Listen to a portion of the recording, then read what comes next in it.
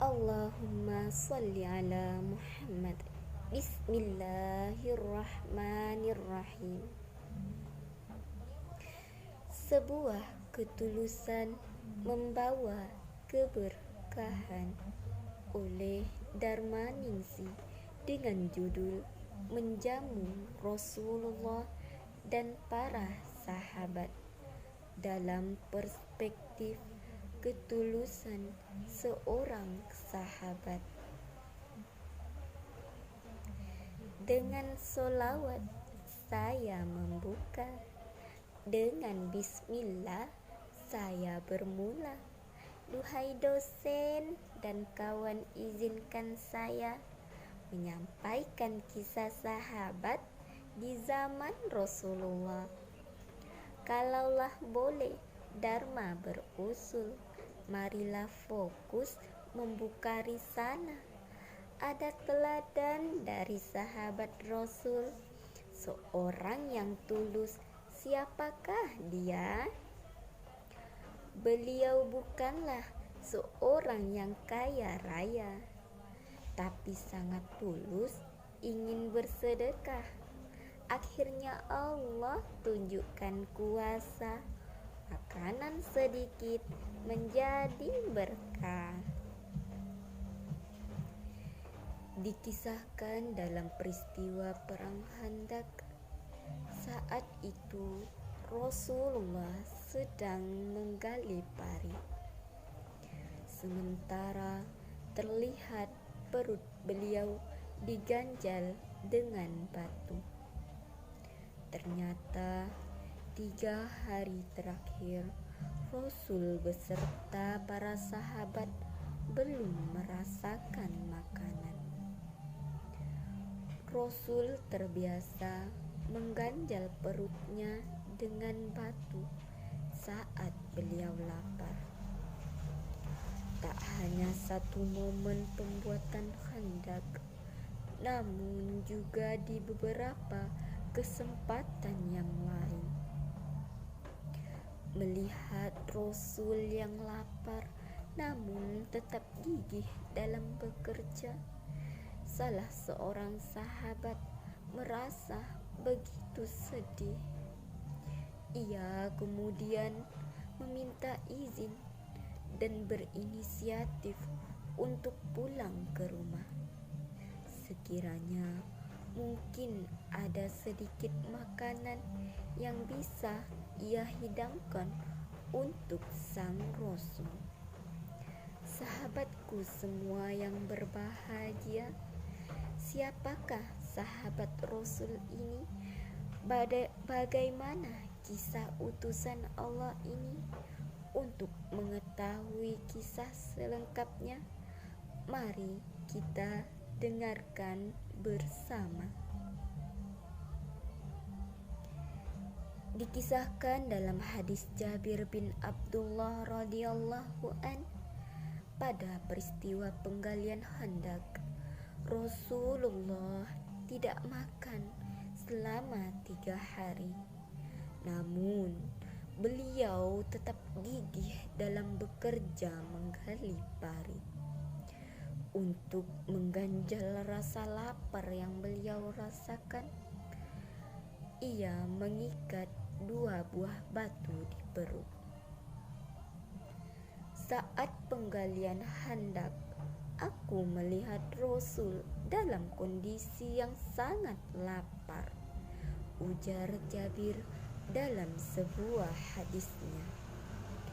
Dikisahkan dalam beberapa hadis, Rasulullah memang terbiasa mengganjal perutnya dengan sebuah batu.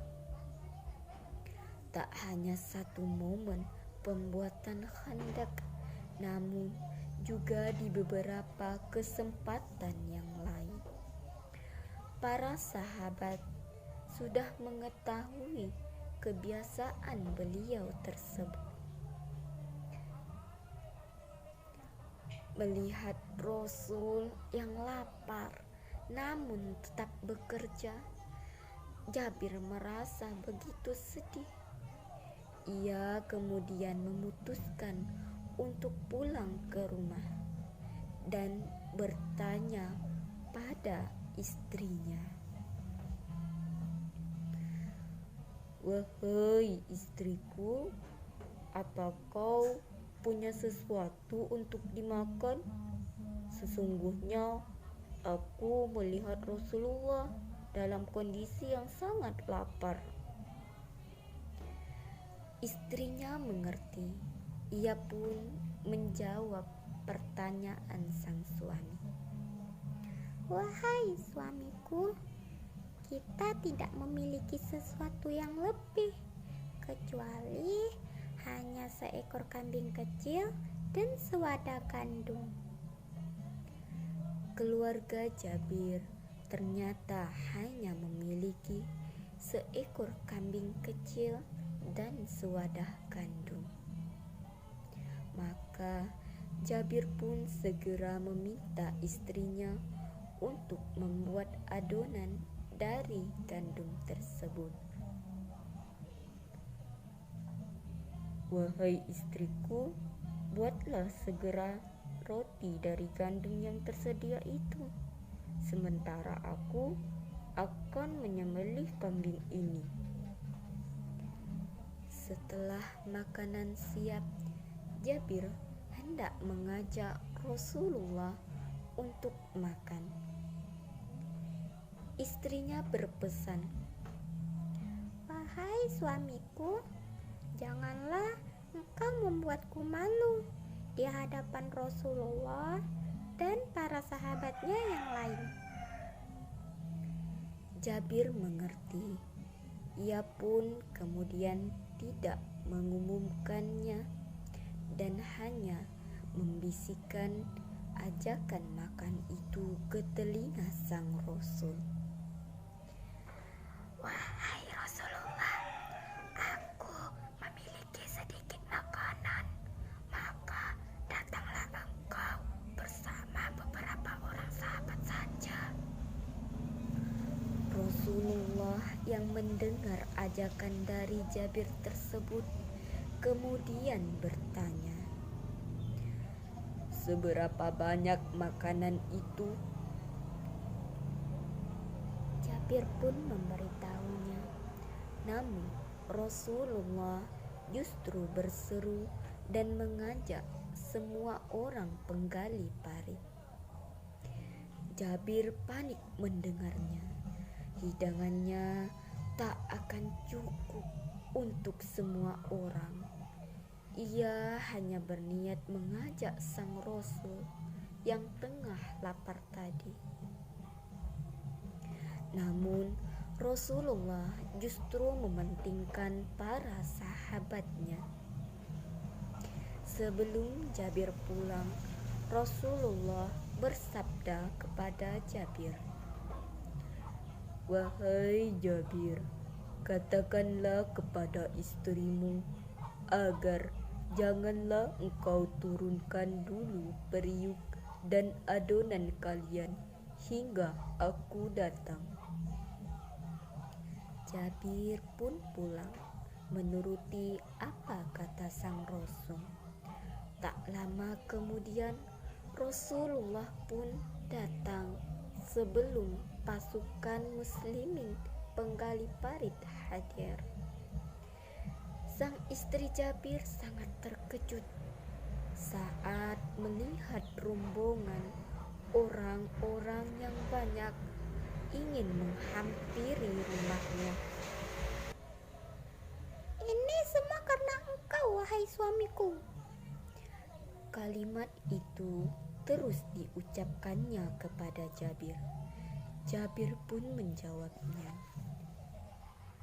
"Aku sudah mengatakan apa yang engkau katakan." Istrinya pun masih dalam keadaan cemas. Kemudian kembali bertanya kepada sang suami, Wahai suamiku, apakah Rasul telah bertanya dan apakah engkau telah memberitahu tentang jumlah makanan kita? Jabir mengiyakan pertanyaan istrinya. Setibanya Rasulullah di rumah, Jabir pun mengeluarkan adonan tersebut dan menyerahkannya kepada Rasulullah. Maha besar Allah, mukjizat Rasulullah terjadi ketika para penggali parit tiba. Mereka semua makan hingga kenyang. Saat mereka pulang, isi periuk masih meletup penuh dan adonan masih seperti sedia kala.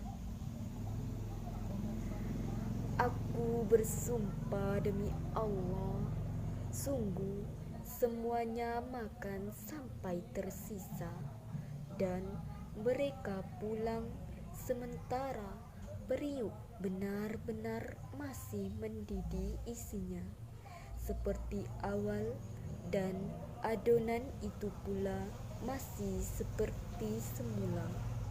Hadis riwayat Al-Bukhari dan Muslim. Demikianlah kisah Jabir bin Abdullah.